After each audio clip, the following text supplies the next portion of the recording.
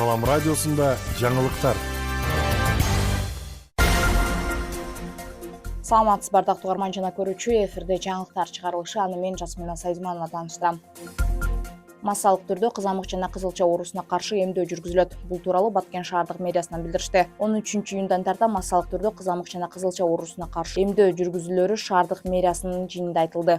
Белгилей кетсек, кызамык менен ооруган балдардын санынын өсүүсү өз убагында эмдөөдөн өтпөгөндүгү себеп болгон. Медицина кызматкерлери көпчүлүк учурда диний көз караштагы жарандар балдардын эмдөөдөн өткөрбөй жаткандыгын жүйө келтирди. Бирок дин өкүлдөрү бул айыптоого макул эместигин билдиришти. Анткени эмдөөдөн өтүү боюнча атайын фатва чыккан. Эмдөөдөн өтүүгө өздөрүнүн үгүт жүргүзүп келгендиктерин айтышты. Эске салсак, кызамык 6 айлык баладан 7 жашка чейинки балдар арасында коркунучтуу оору экендигин медицина кызматкерлери айтышат. Ага каршы эмдөөдөн өтүү менен гана сактануу керектигин билдиришти.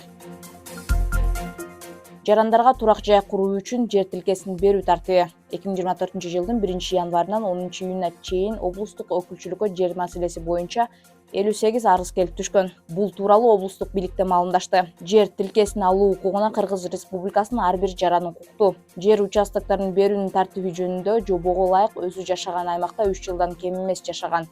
Мурда жеке менчик турак үй курууга берилген жер участогу жок. Акыркы 5 жыл ичинде менчигинде турган турак жайдын 3-чү жактарга берүү иштерин жасабаган жаран болуусу шарт.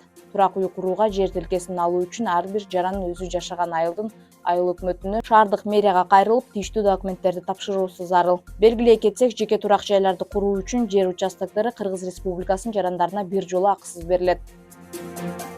Кыргызстандыктар 17-июнь дүйшөмбү күнү эс алышат. Бул тууралуу Эмгек социалдык камсыздоо жана миграция министрлигинен билдиришти. Маалыматка ылайык, быйыл Курман айт күнү расмий түрдө 16-июнь дем алыш деп жарыяланган. Эмгек кодексинин 113-беренесине ылайык дем алыш күнүнө жана жумуш эмес майрам күнүнө туш келип калган дем алыш күн майрамдан кийинки жумуш күнүнө которулат. Демек, дүйшөмбү 17-июнь 5 күндүк жана 6 күндүк иш жумасынын графиги боюнча иштеген. Ошондой эле мамлекеттик бюджеттен каржыланган кызматкерлер үчүн дем алыш күнү болуп саналат.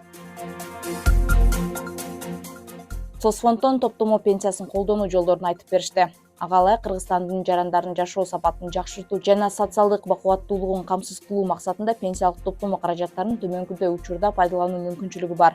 Пенсия курагына жеткен жарандарга төлөнүп берилет. Чет өлкөдө туруктуу жашоо үчүн өлкөнүн чегинен тышка чыкканда. Мураскорлор жаран каза болгон болсо, жеке камсыздандыруу эсебиндеги топтолгон каражатты маркумдун мураскорлору алууга укуктуу. Аскер кызматкерлерине төлөө. Аскер кызматкерлерин жаш курагындагы жалпы белгиленген 63 жашка жетип, аскердик кызматка чейин же андан кийин жарандык чөйрөдө иштеген жана соцфондко тиешелүү төгүмдөрдү төлөгөн жарандарга карата колдонулат. Ипотекалык насыя алуу, ипотекалык насыя алган же алып жаткан жана ипотекалык насыяны төлөө үчүн колдоно алышат. Жумушсуздук. Расмий түрдө жумушсуз деп таанылган адамдар пенсиялык топтомо каражаттарын ала алышат.